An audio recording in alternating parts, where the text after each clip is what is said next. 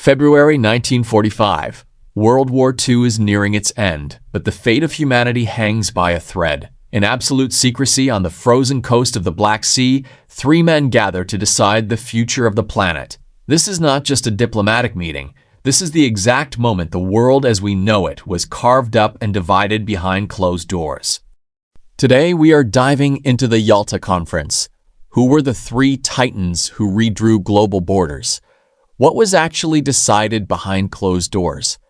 And, most importantly, how was Eastern Europe betrayed, throwing millions of people into nearly half a century of communist dictatorship?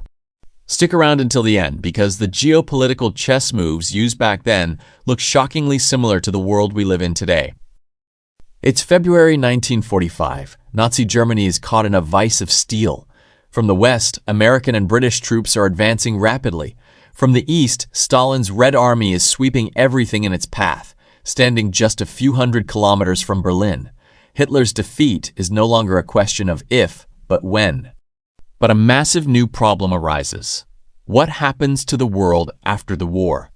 To find an answer, the Allied leaders choose the resort town of Yalta on the Crimean Peninsula as their meeting ground.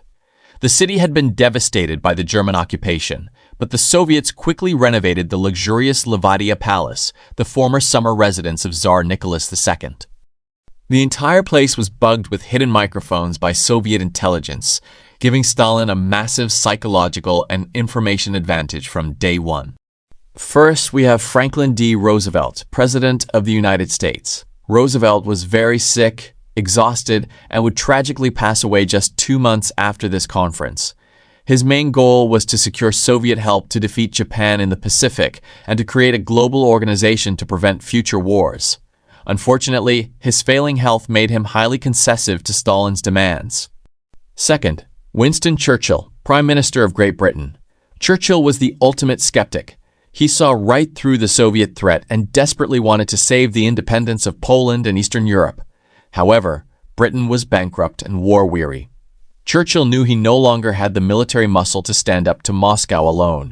And finally, the host, Joseph Stalin, dictator of the Soviet Union. Stalin held all the cards. His troops already physically occupied Poland, Romania, Bulgaria, and Hungary. He had absolutely no intention of letting them go. Stalin's goal was simple: create a buffer zone of communist satellite states so Russia could never be attacked from the West again. For 7 days, between February 4th and 11th, intense negotiations took place. Here are the 4 major decisions that changed the course of history. The division of Germany. It was agreed that after unconditional surrender, Germany and its capital Berlin would be carved into 4 occupation zones: American, British, Soviet, and French. This effectively laid the groundwork for the future division of West Germany and Communist East Germany. The birth of the UN. The rules for the United Nations were locked in. Stalin agreed to join, but he demanded a lethal condition: veto power in the Security Council for the major powers. A mechanism that, as we see even today, frequently paralyzes UN decisions during global conflicts. The war in the Pacific. Stalin promised that exactly 3 months after Germany's defeat, the USSR would attack Japan. In exchange for this crucial help, Roosevelt easily handed over strategic Asian territories, including the Kuril Islands. The Declaration on Liberated Europe. This was the grand illusion. The 3 leaders signed a document promising that all nations liberated from Nazi rule would hold free and democratic elections. It turned out to be nothing more than empty words on paper. This is where the tragedy lies. While Yalta publicly preached democracy, the fate of Eastern Europe had already been sealed months earlier, in October 1944, during a meeting in Moscow. There, Churchill and Stalin drew up the infamous percentages agreement on a scrap of paper. On that sheet, countries like Romania were designated to fall 90% under Soviet influence, while Greece remained 90% under British control. At Yalta, Roosevelt did nothing to undo this secret arrangement. As soon as the conference ended, Stalin trampled all over the promise of free elections. Using the raw power of the Red Army and political blackmail, Moscow systematically crushed the democratic opposition in Poland, Romania, Bulgaria, and Czechoslovakia. Within 3 years, all these nations were forcibly transformed into brutal communist dictatorships. The Iron Curtain had descended, splitting the world in two and triggering the Cold War.